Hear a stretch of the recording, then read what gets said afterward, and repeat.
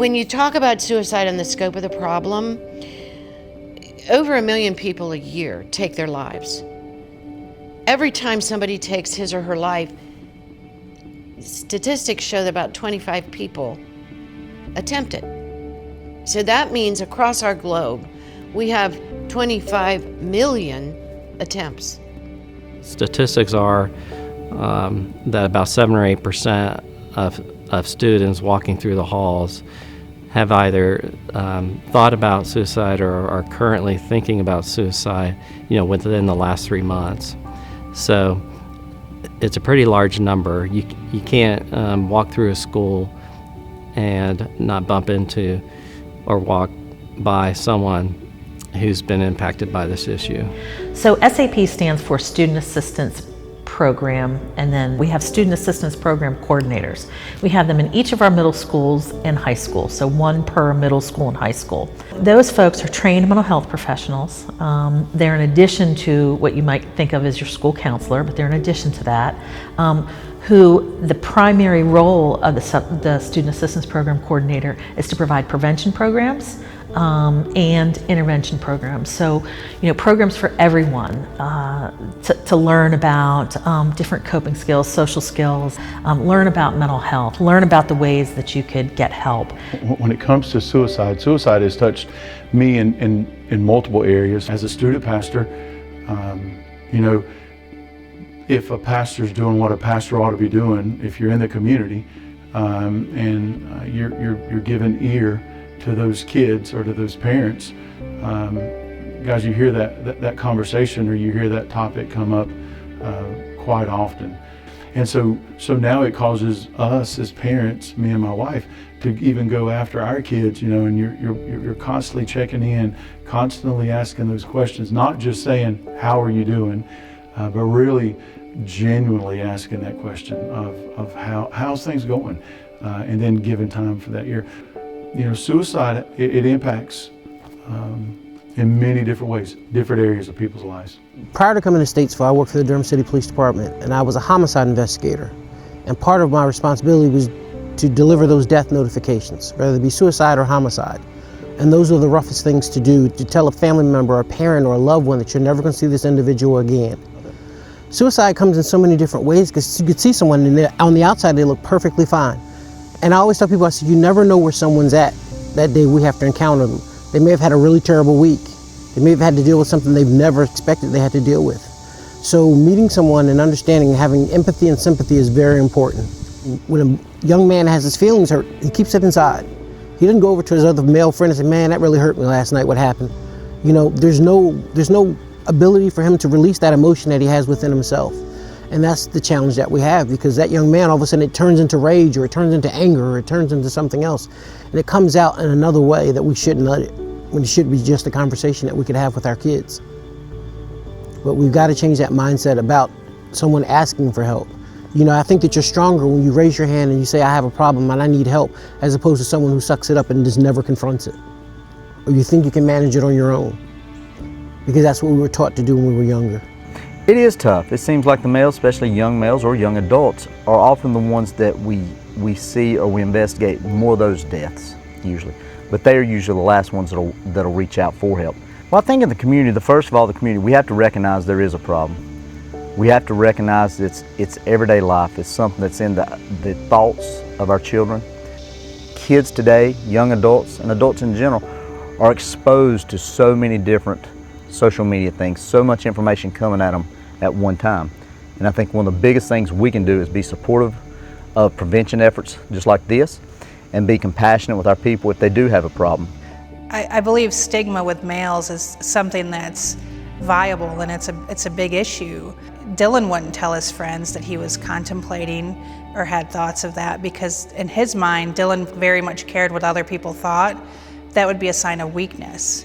The kids that care about what their friends think are probably the most at risk, because they're not going to confide into their friends about what they're feeling and thinking. And so again, just having that place in school or in the community where these kids can go You know, because you think about the average kid, they're not going to drive up to a community and go tell someone they're feeling suicidal or they feel despondent or hopeless. They're just not going to do that. So we got to brainstorm as a community to figure out how we can make help accessible for all the kids. Because what about the kids that don't drive, or the parents that are so strict that once the kids get home from school, they're not allowed to leave again?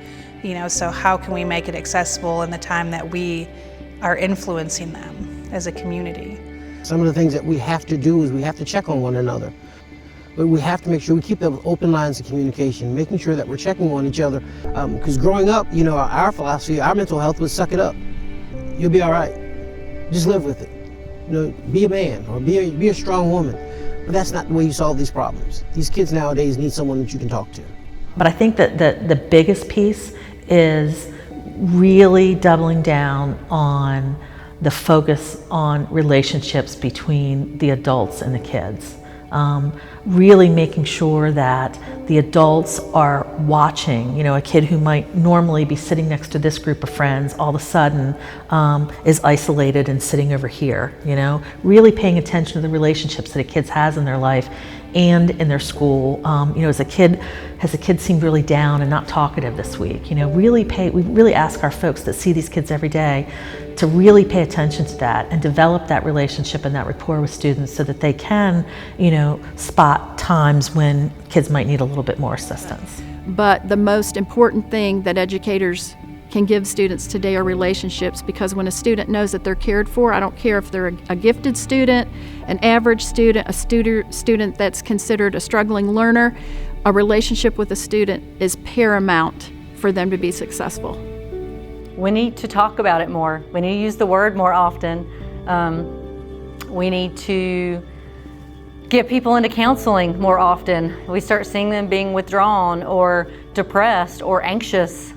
We need to normalize it, you know, in some sense, but also say, do we want our quality of life to be better? And we need to say yes to that question. We do want our quality of life to be better. We don't want it to go down a different path. There are resources here. There are people who have literally dedicated their lives to helping for this cause, and they want to help. We want to use those people. We need to do more of that. I think the gap still is kids telling when someone is unsafe and seeking adult help. I think some kids are afraid to be tattletales or they're betraying their friend. What's still lacking is, you know, positive bystanders when somebody's getting bullied. We still have difficulty with peers standing up for that student. We need to really work more with our youth to support them in supporting others. So for me, when it comes to a student, I would tell the students that we need to be genuine when it comes to reaching out to individuals. Not just say, like on a Wednesday night, I'll tell the kids, we'll stop on a Wednesday night during our student group and I'll go, okay, look, stop, look around, let's see who's not here. Now you know who's not here. Now it shouldn't just be my job to reach out to these kids. You're their friend. You're the student group. Y'all are the one. So y'all need to be reaching out. But I do believe kids want to see the genuineness in individuals. First thing, from an SAP's perspective, we're looking for mentors for kids.